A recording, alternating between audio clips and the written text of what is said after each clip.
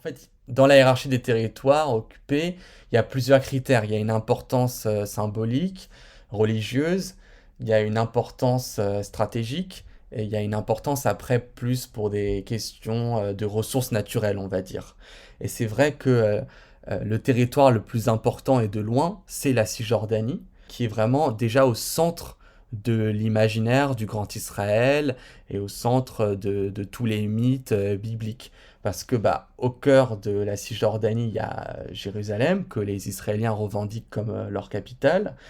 Et il y a aussi Hébron, qui est une ville à part dans l'imaginaire nationaliste, car elle est la deuxième ville la plus importante du judaïsme, et c'est notamment là que se trouve le tombeau des patriarches. Donc ça, c'est le premier point, c'est toute une importance religieuse et symbolique. C'est beaucoup moins important à Gaza, et le Sinaï ne fait pas partie de cet imaginaire, c'est un lieu de passage dans les mythes du judaïsme. C'est là que Moïse va obtenir les tables, recevoir les tables de la loi, mais c'est pas du tout un lieu oui, où le peuple juif a établi résidence. Et donc ça, c'est le premier point. Et ensuite, le deuxième point, pour moi, c'est l'importance stratégique.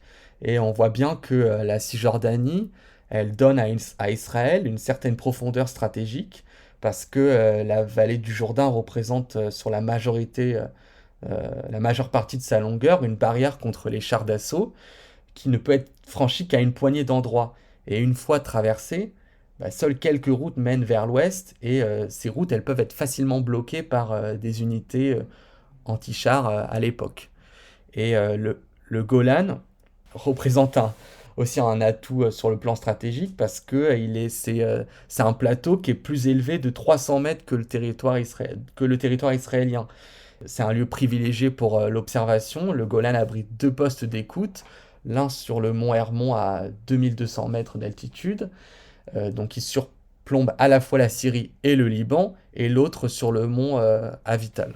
C'est un lieu important pour lancer des opérations. Il y a énormément de zones militaires.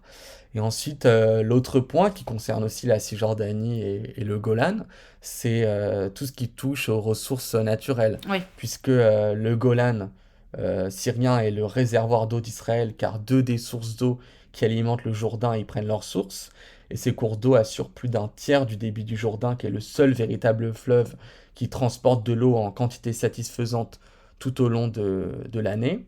Et Israël souhaite bien évidemment conserver le monopole.